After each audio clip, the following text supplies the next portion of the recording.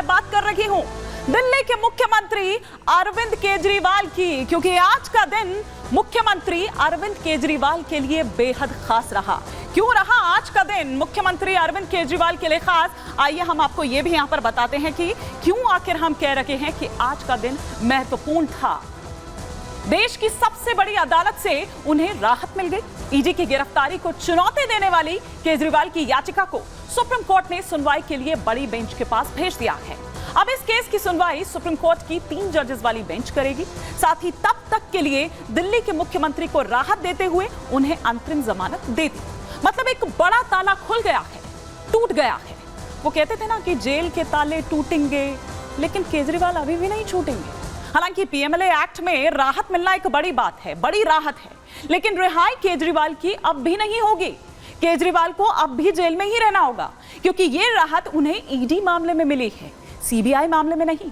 वो अभी भी सीबीआई की हिरासत में हैं, लेकिन ईडी द्वारा आबकारी नीति मामले में अरविंद केजरीवाल को सुप्रीम कोर्ट द्वारा अंतरिम जमानत मिलने के बाद आम आदमी पार्टी ने कहा सत्यमेव जयते। सत्य परेशान हो सकता है, लेकिन कभी पराजित नहीं हो सकता है।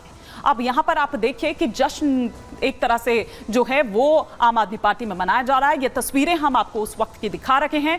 और अरविंद केजरीवाल के लिए राहत तो जरूर लेकर आया, लेकिन रिहाई लेकर नहीं आया। ईडी केस में किस तरह की ये सुप्रीम राहत, हम आपको सिलसिलेवार तरीके से वो भी बताते हैं कि केजरीवाल की अर्जी पर सुप्रीम कोर्ट का ये फैसला आज आता है और सुप्रीम कोर्ट से केजरीवाल को अंतरिम जमानत मिलती है। ईडी मामले में केजरीवाल को यह अंतरिम जमानत मिली है और बड़ी बेंच में सुनवाई तक यह अंतरिम जमानत मिली है। सुप्रीम कोर्ट ने केस बड़ी बेंच के पास भेज दिया है और 3 जजेस की जो बेंच है वो इसका फैसला करेगी, इसकी सुनवाई करेगी केजरीवाल केस की। गिरफ्तारी और रिमांड को केजरीवाल ने चुनौती दी थी, तो अब इसके बाद एक राहत की उम्मीद जो है, जो यहां पर कर रही थी आम आदमी पार्टी। लेकिन हाँ, ये जरूर बात यहां पर है कि पीएमएलए एक्ट की अगर हम बात करें, क्योंकि इसमें जमानत मिलना आप देखिए कि कितना मुश्किल यहां पर होता है। आप चाहे मनीष सिसोदिया की बात यहां पर कर लीजिए, उनको अब तक इस मामले में जमानत नहीं मिल पाई है किस तरह से, लेकिन यहां पर एक बड़ी राहत जरूर लेकर आए हैं। लेकिन फिर हम यहां पर कह रहे हैं कि राहत जरूर मिली है, लेकिन रिहाई नहीं मिली है, क्योंकि केजरीवाल, जैसा कि पहले भी मैंने कहा, कि अभी भी जेल से बाहर नहीं आ पाएंगे। सीबीआई केस में भी चूंकि केजरीवाल गिरफ्तार हैं और अभी सीबीआई के उसमें है मामले में, और ईडी केस में यह जमानत उन्हें मिली है। सीबीआई केस तो अब भी जारी है, यानी अभी सीबीआई का केस हाई कोर्ट में लंबित है और 17 जुलाई का वो वक्त होगा। आज 12 तारीख है, यानी कि 5 दिन अभी और है। 17 जुलाई को दिल्ली हाई कोर्ट में इस मामले में सुनवाई होनी है। अभी सीबीआई कस्टडी में है केजरीवाल। अब 17 जुलाई को क्या कुछ होता है, ये यहां पर देखने वाली बात होगी। लेकिन यहां पर क्या कह रहे हैं उनके लॉयर, उनके एडवोकेट, ये भी पहले आपको सुनवाते हैं। आज अरविंद केजरीवाल जी को अंतरिम जमानत दी है और ये कहा है कि उनको जो है इस मैटर में अंतरिम जमानत दी जाती है और जो इशू है सेक्शन 19 का और नीड फॉर अरेस्ट का, उसको जो है रेफर किया गया है लार्जर बेंच में। केजरीवाल जी अभी कस्टडी में रहेंगे क्योंकि सीबीआई की बेल अभी पेंडिंग है। तो ऋषिकेश कुमार को आप यहां पर सुन रहे थे, केजरीवाल के वकील। लेकिन अब आगे हम क्या देखें, हमारे वरिष्ठ सहयोगी अखिलेश जी इस वक्त हमारे साथ जुड़ गए हैं। अखिलेश जी, बड़ी बेंच को यह मामला जाना, आपसे थोड़ा विस्तार से समझना चाहेंगे जो हमारे दर्शक हैं प्रहार के, उनके लिए, और साथ ही साथ अब आगे क्या देखें। देखिए, जो आपने बात कही है कि राहत की उम्मीद दिखी है, यही मूल है इस मामले में, क्योंकि सुप्रीम कोर्ट का जो फैसला आया है उसमें विस्तार से यह बताया गया है कि जो सुप्रीम कोर्ट ने अंतरिम जमानत दी है वो पीएमएलए के सेक्शन 19 के तहत उसने व्याख्या करने के लिए बड़ी कोर्ट को भेजा है।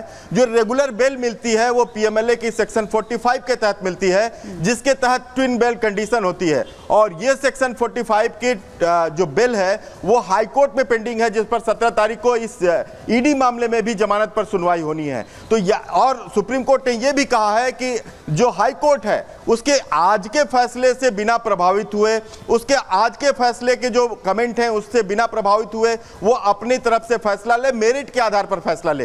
तो ये मानिए कि अगर पीएमएलए के मैटर में सेक्शन 45 के तहत अगर दिल्ली हाई कोर्ट जमानत नहीं देती है, यानी कि निचली अदालत में जो उन्हें जमानत मिली थी उस पर रोक लगाती है, तो भी वो जेल से बाहर नहीं आ पाएंगे। और ये भी कहा है कि जो बड़ी बेंच है वो चाहे तो केजरीवाल को जो अंतरिम जमानत मिली है उसको घटा या बढ़ा सकती है, उसके ऊपर होगा।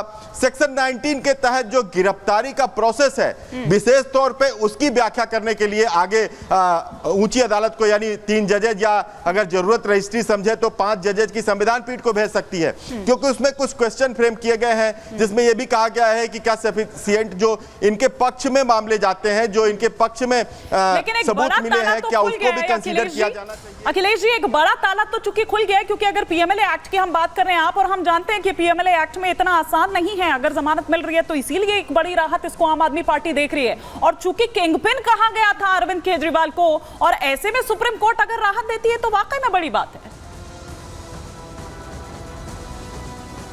बिल्कुल, ये जरूर इनके वकीलों का मोरल हाई हुआ है और ये माना है इन्होंने कि सुप्रीम कोर्ट ने भी माना है कि जो गिरफ्तारी का प्रोसेस था उस पर कई सवाल हैं और उसको आगे एग्जामिन करने की जरूरत है, जो बड़ी बेंच करेगी। तो इस आधार पर इनका कहना है कि हमें निचली यानी हाई कोर्ट से भी हमें राहत मिल सकती है। राहत की उम्मीद है क्योंकि जो सीबीआई का मामला है उसमें ट्विन बेल कंडीशन की बातें नहीं है। सीबीआई में जमानत के लिए दूसरी शर्तें होती हैं, जो दूसरे पैरामीटर होते हैं जो कि दिल्ली पुलिस या दूसरी पुलिस की तरह होते हैं। लेकिन जो पीएमएलए का मामला है उसमें सेक्शन 45 ही ऐसा सेक्शन है जिसके तहत जल्दी जमानत नहीं मिलती। जो निचली अदालत ने जमानत दिया था उस पर हाईकोर्ट ने इसीलिए रोक लगाया कि निचली अदालत ने सेक्शन 45 के कंडीशंस को या उस पर बहस नहीं किया, इसलिए यह बेल पूर्ण नहीं मानी जा सकती और हाईकोर्ट ने उस पर रोक लगा दी थी। अब हाईकोर्ट सेक्शन 45 के तहत जमानत की बात सुन रहा है। सुप्रीम कोर्ट ने सेक्शन 19 जो गिरफ्तारी का प्रोसेस है उस पर सवाल खड़ा किया है और उसको बड़ी बेंच को भेजा है और इन बिटवीन तब तक के लिए इनको अंतरिम जमानत दी है। रेगुलर जमानत जब हाईकोर्ट सुनेगा और उस पर फैसला देगा तब ये अंतिम रूप से माना जा सकता है कि केजरीवाल को पीएमएलए मामले में हाईकोर्ट जुलाई को अब जब सुनवाई होगी तो उस पर उम्मीद की जाए। मैं आ रही हूं, लेकिन उससे पहले अपने दर्शकों को यह बता देते हैं कि सुप्रीम कोर्ट ने क्या कुछ कहा। देखिए, पीएमएलए की हम लगातार बात कर रहे हैं, हमारे वरिष्ठ सहयोगी भी उस बारे में हमें बता रहे थे कि पीएमएलए के प्रावधान पर बड़ी बेंच इस पर सुनवाई करेगी। बड़ी बेंच अब चाहे तो अंतरिम जमानत में बदलाव कर सकती है, सिर्फ पूछताछ के आधार पर किसी की गिरफ्तारी नहीं की जा सकती है। ये वो बातें जो दरअसल कही गई कि गिरफ्तारी जरूरी है या नहीं ये देखा जाएगा, जांच अधिकारी के फैसले को भी जांचा जाएगा। अरविंद केजरीवाल 90 दिनों से जेल में कैद है, ये बात भी कही गई। केजरीवाल एक निर्वाचित नेता हैं, हमें पता है। मुख्यमंत्री बने रहना है या नहीं ये वो खुद तय करें। ये वो तमाम बड़ी बातें जो सुप्रीम कोर्ट ने आज दरअसल कही और